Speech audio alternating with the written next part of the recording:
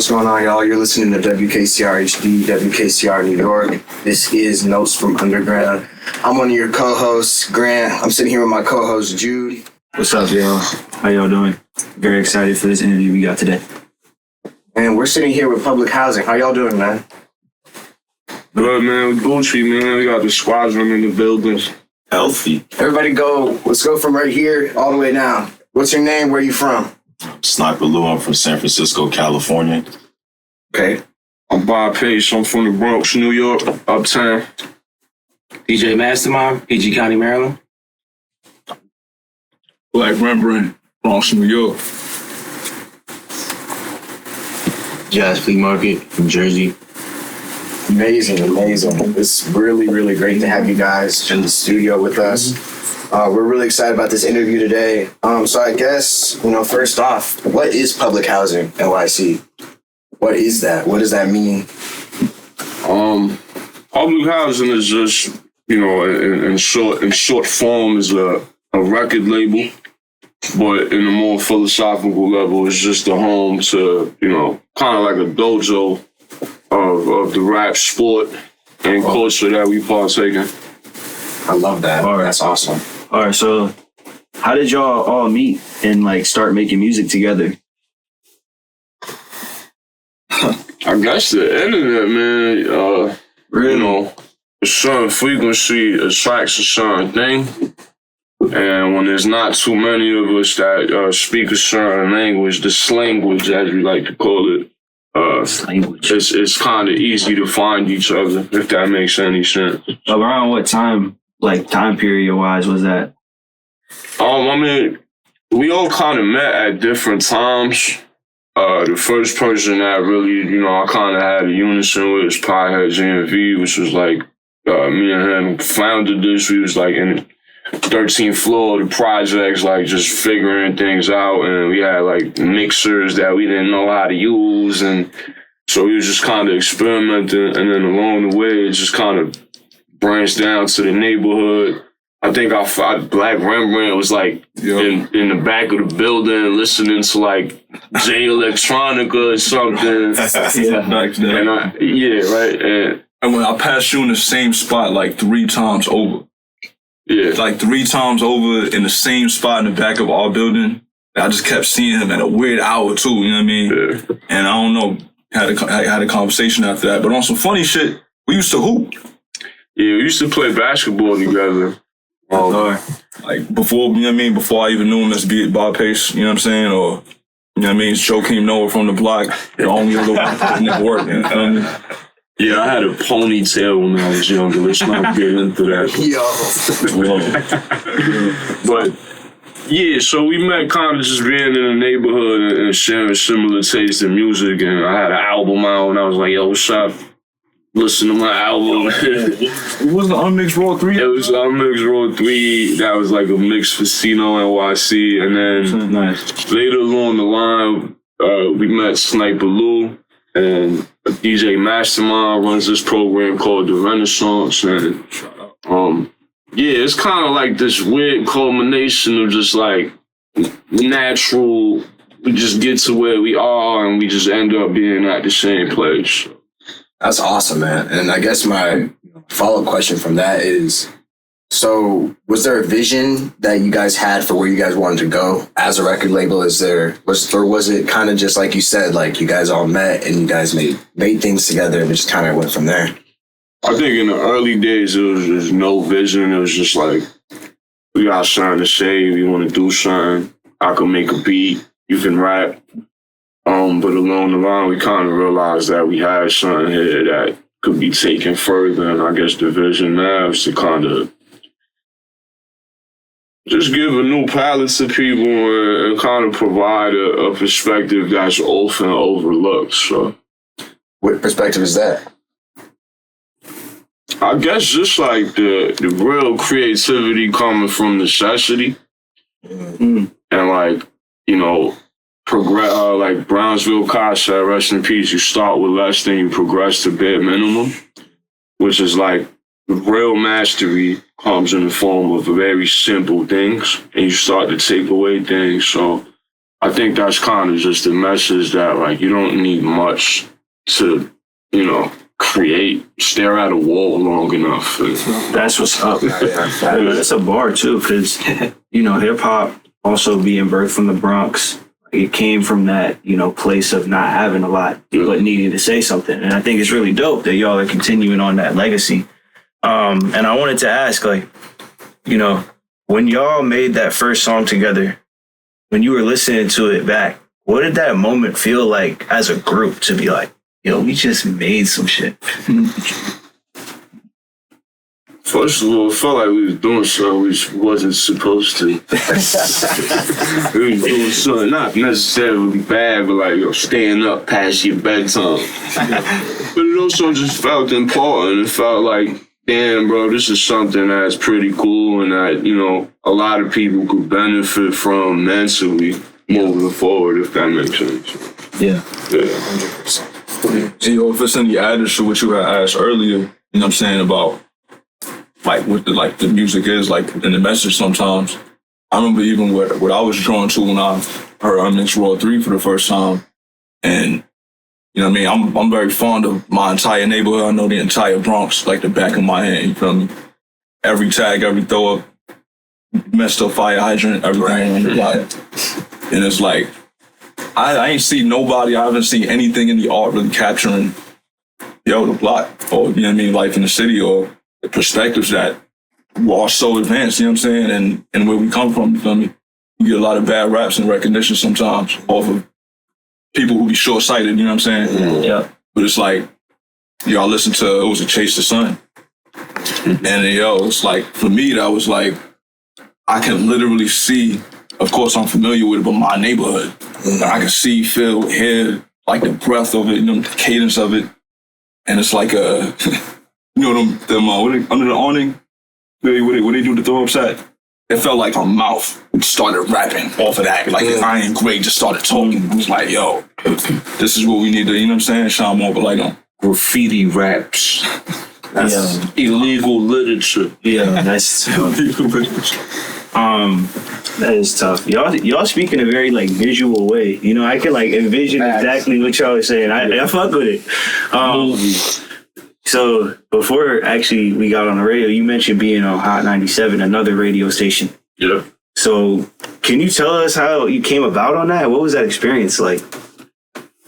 I had so it's one of our, you know, another rapper that I hold to a high regard, just as far as his illegal literature, as we call it, Concept Jackson, had hit me up, and I had a studio in Brooklyn, and we linked up, and basically I hopped on this album for, it's called What's Done in the Dark, produced by No Face, who's another just, it's real jazz and kind of mind-bending hip-hop shit, but it was through Concept Jackson, and then they played the record that we had, and at the time, I'm like, okay, and then I was like, wait, what the fuck? We was on Hot 97, like, you know what I mean? Like, so. And that's like really, really big. That's huge. It is, yeah. And real quickly, going back to, you know, working together as a group, you know, like, you know, you guys said you guys started knowing each other. Like, I know that you guys all live in different places now. You guys are spread out, like, much more. So what is collaboration like now? Like,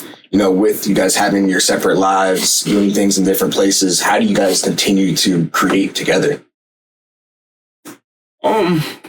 In many different ways, I guess, you know, sometimes when we are in the same room, we kind of just get to it and everybody kind of plays a certain role, because we know the one thing is that we really appreciate results. So when we do try something, we like to see it through and finish it, because this is like a, you know, mentally rewarding thing to do. Facts. But nowadays, it's kind of just like, you know, everybody has their own kind of space, and we send things. It's like Blue might send me a beat pack, and then, you know, it might be real according to whatever I'm feeling. And then even how me and Mastermind made this tape, like, that's a whole process on its own. But a lot of it now is like we got our own spaces, and then when we do come together, it kind of creates like a different energy than from what the stuff we make by ourselves. Yeah. Yeah, exactly. So, yeah. I mean, you kind of teased it and we were about to get into it, but Bobface, djmastamind, y'all have a new project out right now. Today is Tomorrow Past. Can you tell us a little bit about the creation of that? What were y'all going for?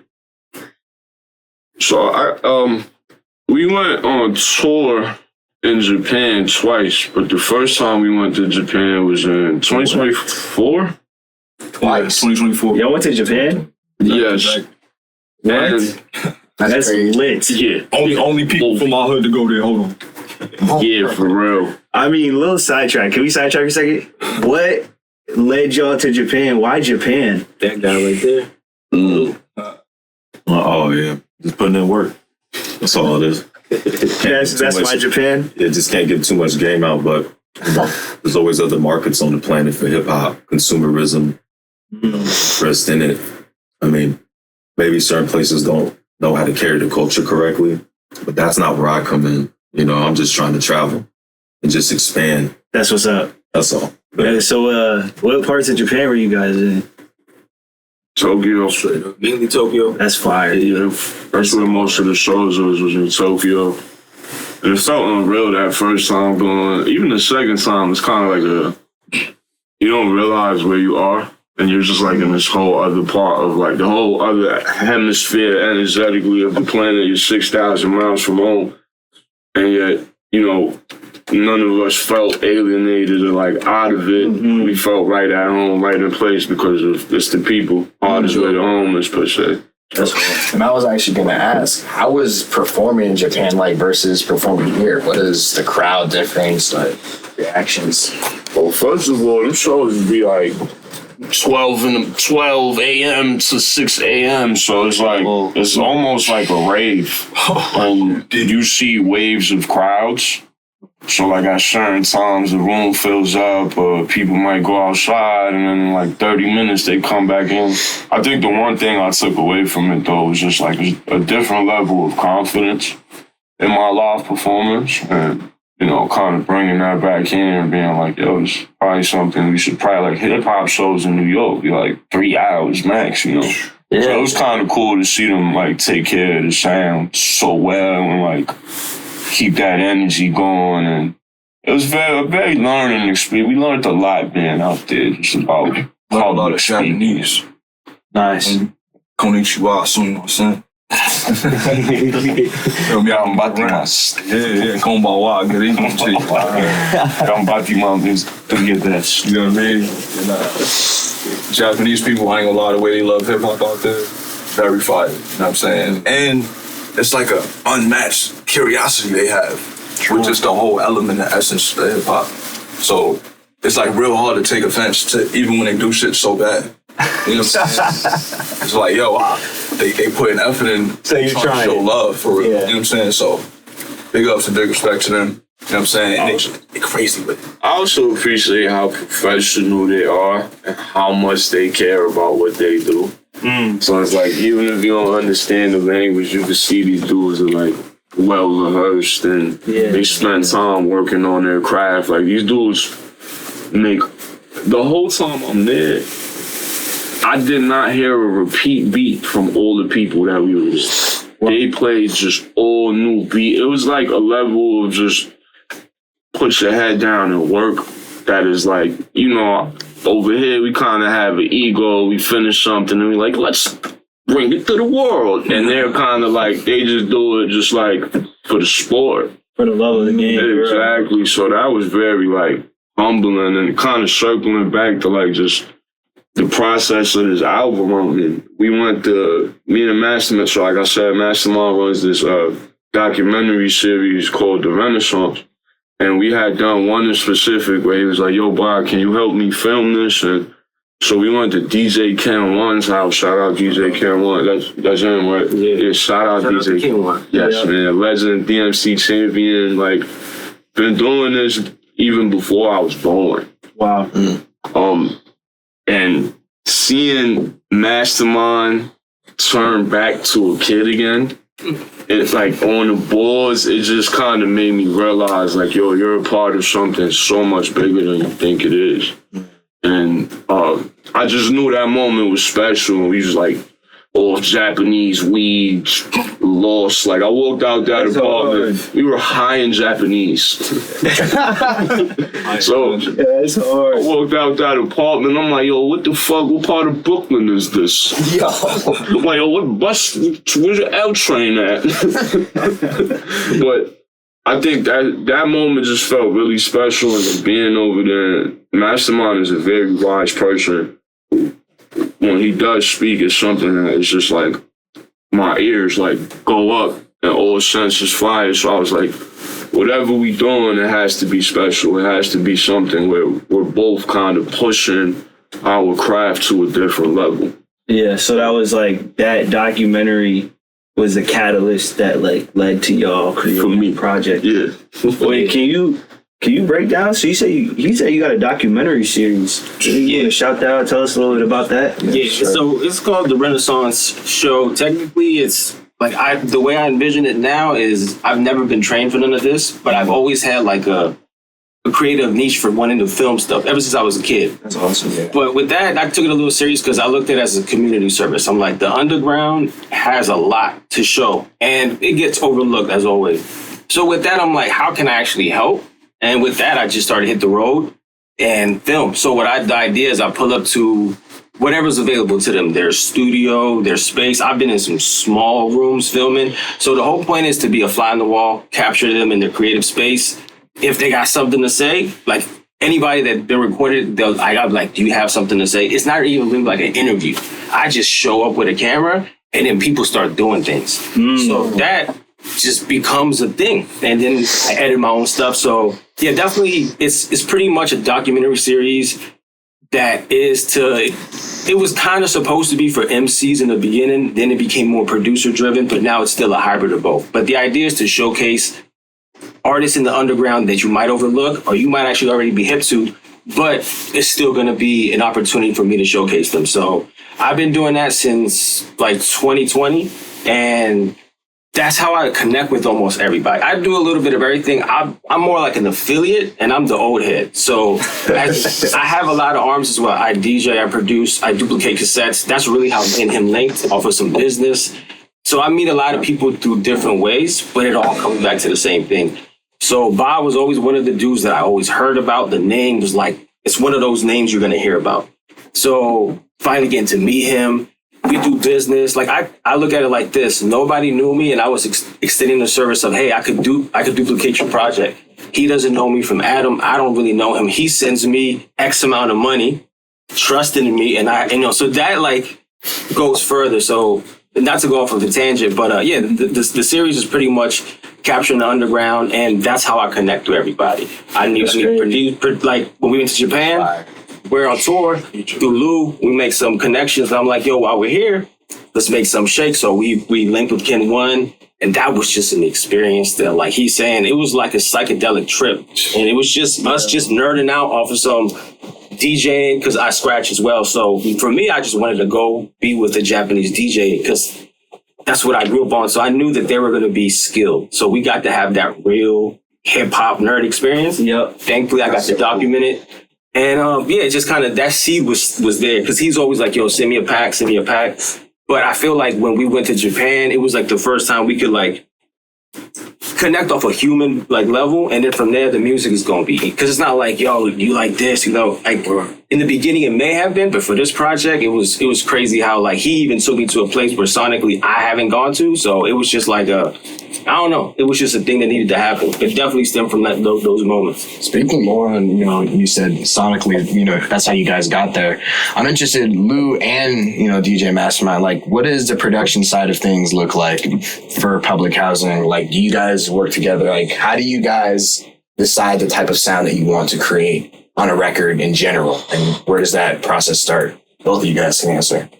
For me, it depends really, it depends because I don't make music just to make it, like sketches. Now I do. But traditionally, I'll make it for an artist. So like when Bob's like, hey, I need something, I'm literally just in my ball zone. So whatever that means, I'm hoping this is going to land with him and resonate. But sometimes it doesn't. And then when it doesn't, you're like, okay, we got to get to something that will. So For me, it's more specific with who I'm working with. Like I said, I'm an old head, so my approach is going to vary. But these dudes remind me like how to keep that young edge to an extent. So yeah, my approach is going to vary, but it's mainly dependent on the artist. And I tend to have a sound. I guess I could say that. So when certain artists do say, hey, can you send me? I have an idea of what they already want. So it's not a lot of back and forth. It happens, but we usually understand each other without saying too much. So what about you, Lou? Just be organic. I mean, the public housing is different. You know, we got Yuka, Pothead, Bob Pace, Terrain, Jazz, and Rembrandt. But you gotta, these guys' flows to the core is like unique. You know, you got Yuka, Bob, and Rembrandt, whose flows is like, sometimes it could be so complex, compact syllables, all types of stuff, references, almost witty off the top of the head, like they just breathe rap. But knowing that, there's no format to it. It just got to be wavy. Like I don't know, sample selection or whatever. Some of these people think too hard. I just get off of work and make beats. Like you don't think too much about it. Just keep making the music and just, don't look back. That's all. That's that Bay Area influence right there, man. Keep it wavy. Keep it simple. Make sure the people could move to it, man. That's it. That's about it for real. I mean, speaking on the process, now you can move to you, Bob.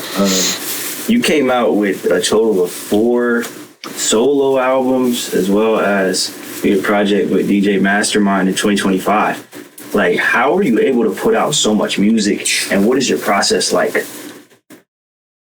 Kind of just for fun with Lou was saying, man, we talk rap.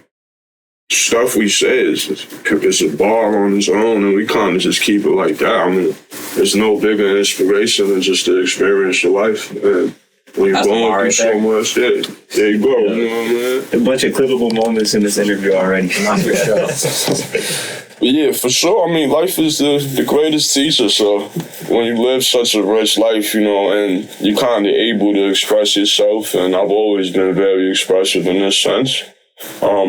It's a natural thing to me. I don't think about the amount of work. I think about the quality of it and what it means to me at the moment. So that's real. Do you ever go back and listen to the albums that you've made and been like, shit, I could have done this differently, or maybe I would have, if I had made this now, I would have said this a little bit different?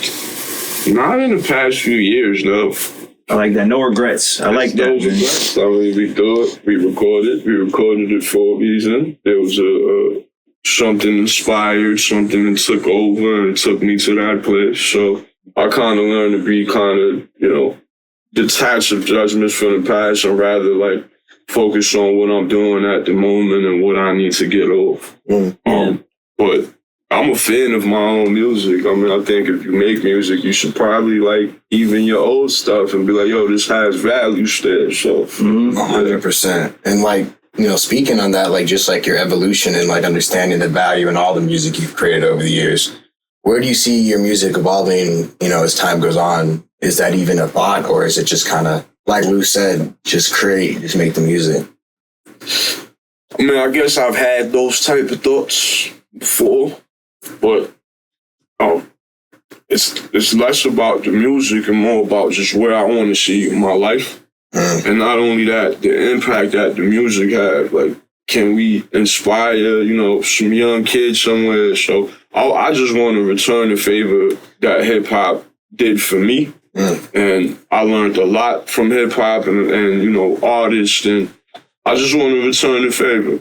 So that's kind of as far as I think of it, if that makes sense. Yeah, it does. And just real quick, going back to the project you have with djmastamind, Today is Tomorrow Past. Can you talk a bit, because I know you have it on your shirt. You also got it on the cassettes in the studio. Y'all will see that on the video. For those that are listening, you can check out our YouTube, NFU Radio. But what does that symbol mean? Why that?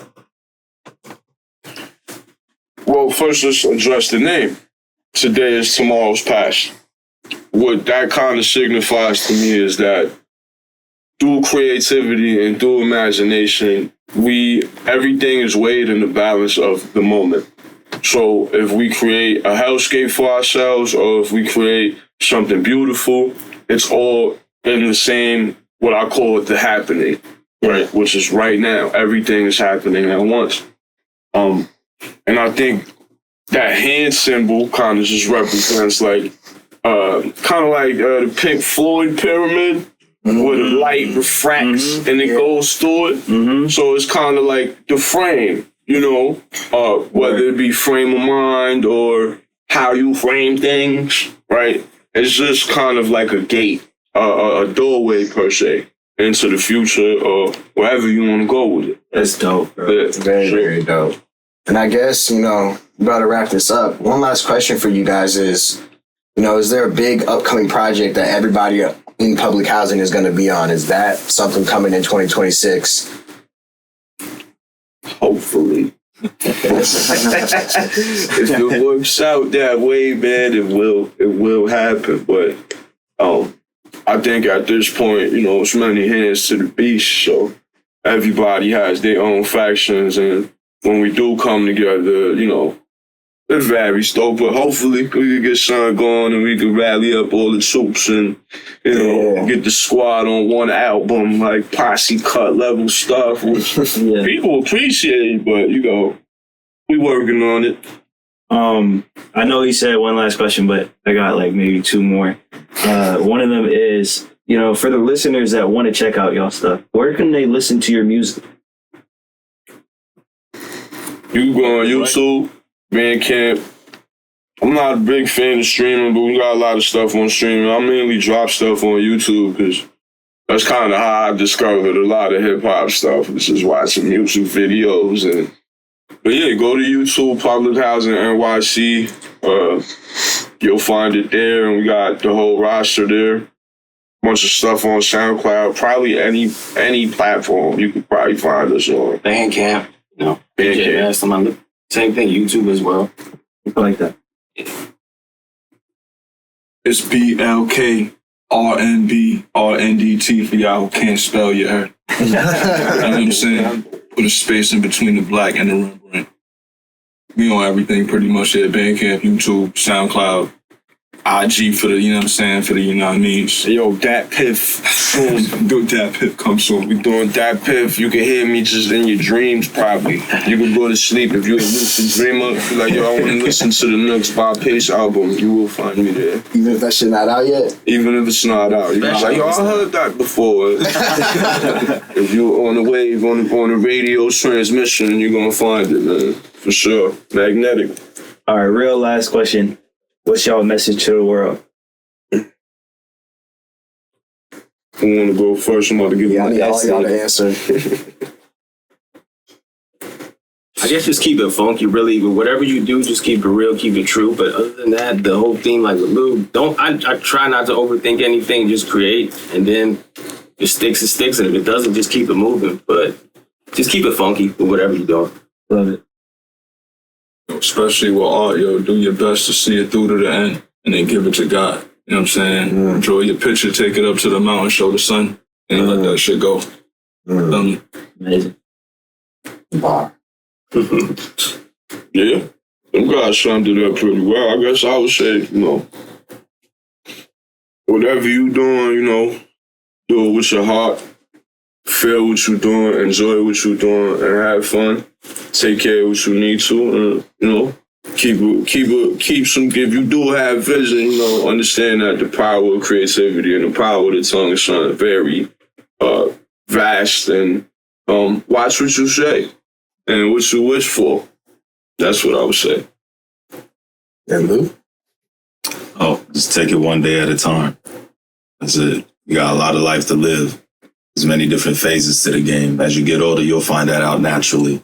So just enjoy the journey, and that's about it. Well, this has been a great interview, you guys. You guys dropped so many bars, so much knowledge. We appreciate you guys so much for coming out.